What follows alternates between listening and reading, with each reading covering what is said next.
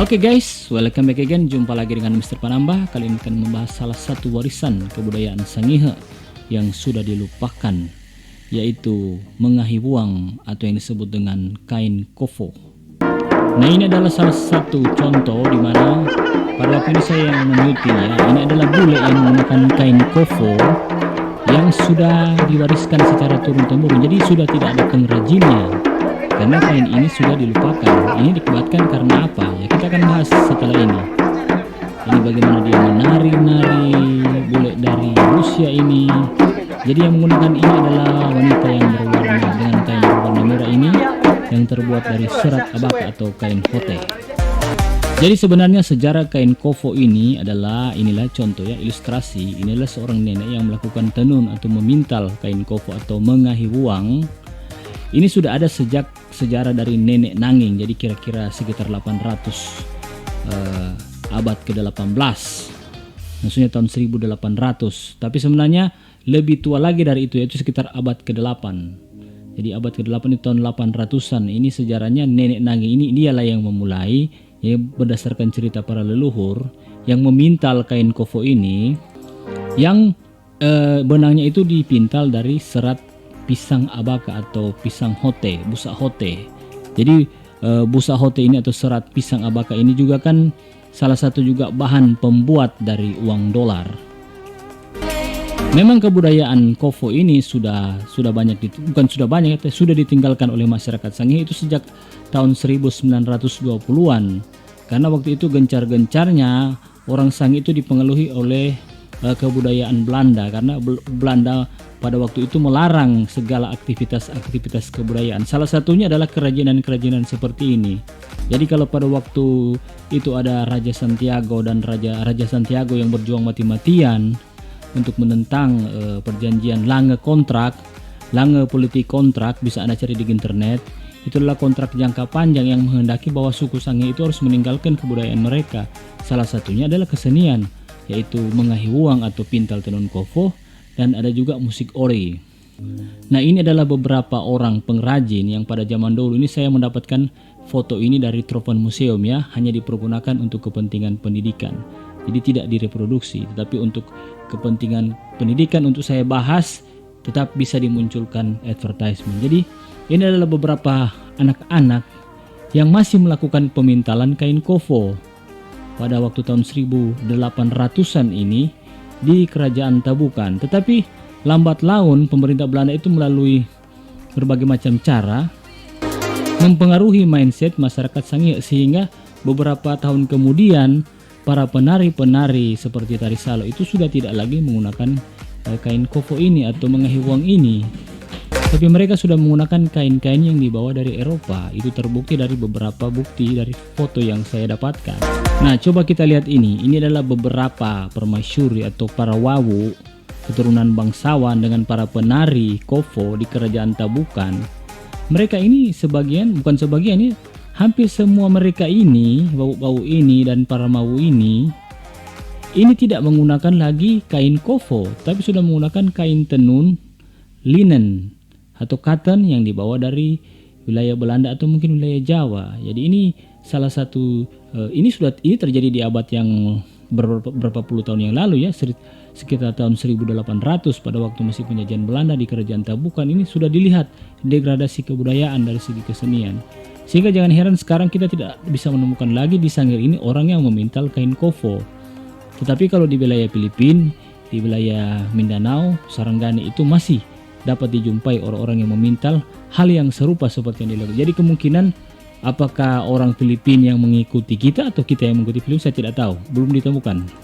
Nah, kalau kita lihat ini foto yang selanjutnya ini adalah para pemusik ori, musik ori dengan tagonggong dan juga dengan nanaungang, ada juga arababu, ada juga sesesaheng, dan ada juga yang disebut dengan ori yang ditiup dengan rongga mulut itu. Di sini kita bisa melihat bahwa beberapa penari atau pelaku seni dalam kegiatan musik ori ini di kerajaan Tabukan ini, kalau tidak salah ini tepatnya ada di wilayah Enemawira kalau sekarang ini. Sekarang ini untuk tahun 2021 ini, bulan Juni saat saya berbicara ini, posisi kerajaan Tabukan yang seperti Anda lihat di sini itu sekarang sudah tinggal beton atau tinggal fondasi. karena memang kita kurang peduli dengan kebudayaan kita. Jadi akhirnya hanya tinggal sisa-sisa bangunan atau reruntuhannya.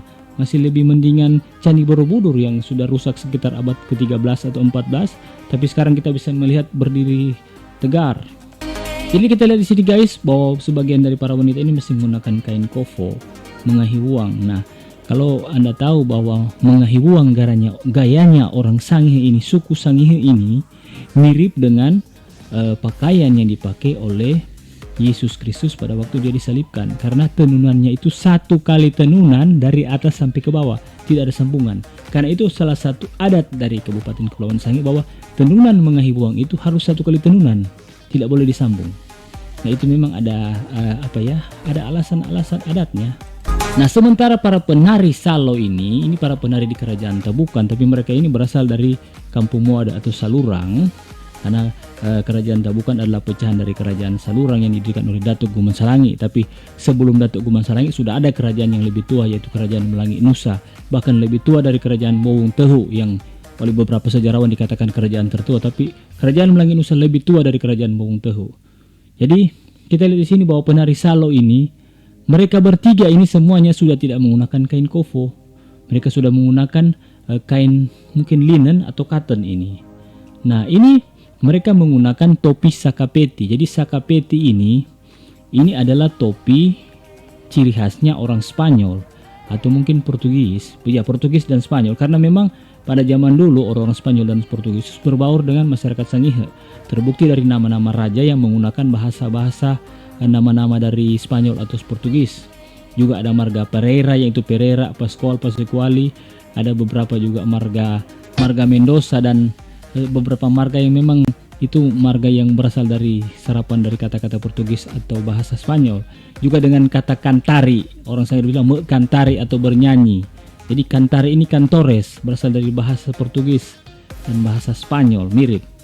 Jadi sakapeti ini adalah topi perang ini sebenarnya warisan dari orang-orang Spanyol. Kalau kita lihat kan Raja Tahuna itu Don Martin Tatanang Nusa, Raja Siau itu Franciscus Sapirus Batahi, Raja Mangan itu Santiago, Don Sin Jugolov Santiago. Mereka bukan orang luar, orang Sangihe, tapi karena mereka memiliki nama baptis oleh Padre Magalhães yang membawa gereja Katolik pada abad ke-15 di Kabupaten Kepulauan Sangihe. Jadi ada beberapa sejarawan yang mengatakan bahwa sejarawan dari Minahasa, sejarawan dari wilayah Jawa, bahwa sebenarnya yang disebut Maluku ini adalah wilayah Sangihe sampai ke Ternate, karena memang yang kaya akan rempah-rempah pada zaman dulu adalah wilayah kepulauan jajaran Kepulauan Sangihe sampai di wilayah Ternate. Itu yang disebut dengan Malukus atau Molokos. Tapi lambat kelamaan yang dikatakan Maluku hanya wilayah Ambon, padahal sebenarnya wilayah Ternate sampai Sangihe itu juga, Sangihe ini juga disebut dulu Maluku. Nah, ini coba kita lihat, ini adalah di Kerajaan Enemawira. Kita melihat orang-orangnya sini sudah menggunakan baju-baju setelan gaya Eropa dan bahkan mungkin lebih modern dari style-style orang Sangihe yang ada pada tahun 2021 ini. Kita lihat di belakang ini ada mobil, saya tidak tahu namanya, ini mobil antik. Ini pada waktu kunjungan Gubernur De Graaf di Kerajaan Tabukan. Ini adalah foto dari kunjungan Mr. De Graaf in the North Tabukan Kingdom, Sangihe Island. Nah, ini adalah jajaran para pejabat yang menghadiri. Ini kalau tidak salah di alun-alun Kerajaan Tabukan di Enemawira. Nah, ini ada para pemintal yang sedang mengambil pintalan, tapi Anda lihat di sebelah kanan ini mereka sudah menggunakan setelan pakaian modern gaya Eropa. Nah, ini adalah beberapa motif yang ada pada kain tenun kofo yang sekarang ini sudah banyak beredar dan diproduksi oleh Ibu Cindy. Ibu Cindy adalah seorang seniman yang mengambil motif-motif dari Sangihe untuk diproduksi menjadi salah satu kerajinan batik, dan sekarang sudah terkenal sampai di Las Vegas dan di Jepang. Tetapi memang beliau sudah berjanji bahwa dia tidak akan mengambil hak paten kain kofo tersebut. Dia hanya ingin mempopulerkan dan meminta tetap bahwa dari setiap karya tenun-tenunnya itu tetap melampirkan bahwa motif kofo adalah berasal dari Kabupaten Kepulauan Sangihe. Memang sampai sekarang belum ada orang yang berniat untuk, karena memang walaupun saya berkecimpung di bidang kebudayaan, tapi untuk mematenkan salah satu produk warisan komunal daerah ini melalui haki di Kementerian Hukum dan HAM itu harus melalui prosedur, dan itu harus melalui pemerintah karena ini menyangkut kekayaan komunal, yaitu milik dari suku. Jadi tidak boleh dilakukan oleh perseorangan, harus oleh pemerintah. Nah, saya juga tetap berusaha agar kiranya pemerintah mau lebih peduli dan segera mematenkan beberapa kesenian. Salah satunya motif kain kofo ini atau nama kain kofo ini jangan sampai diambil orang, dan juga beberapa kesenian seperti upacara adat Tulude. Kalau musik bambu agak susah guys, karena musik bambu itu bukan asli dari Sangihe. Itu kan adopsi dari musik Eropa yang hanya dibuat dalam bentuk bambu. Tapi kalau musik ori atau masamper mungkin kita bisa mematenkan. Nah, ini kalau motif identitas ini namanya ini marihuga. Kali yang di bawahnya ini namanya taruh ke marihuga uginan torang. Sedangkan yang seperti lambang apa ini, salib atau lambang palang merah ini yang disebut dengan nalang wanging, dan yang di sebelah kanan ini ising kemboreng. Dan selanjutnya ini adalah kui. Selanjutnya adalah motif luwu, dan ada juga motif lombang seperti sebelah kanan ini seperti balapis, kue balapis, dan ada disebut dengan motif juga nalang wanging seperti bintang ini, dan ada motif darombo. Oke guys, itulah kira-kira pembahasan kita tentang salah satu warisan budaya itu kain kofo atau mengahibuang asal Kabupaten Kepulauan Sangihe yang sudah terkenal di seluruh dunia, di Jepang sampai ke Las Vegas, Amerika. Tapi masih banyak orang Sangihe yang tidak tahu sebenarnya itu adalah warisan leluhur kita di Sangihe, dan kalaupun itu sekarang tidak dilakukan itu karena pengaruh dari penjajahan Belanda. Tetapi dokumen-dokumen itu ada bukti bahwa kita lah yang memang memiliki hak paten atas kain kofo, yaitu kain serat alaka dan beberapa motif dengan bahasa tanamannya. Oke guys, itulah kira-kira dari saya, dan I hope you like this video. Jangan lupa untuk subscribe dan like video ini, dan jika Anda ingin memberikan komentar atau masukan, berikan dengan berbahasa yang berbudaya. Oke, thank you, see you next time.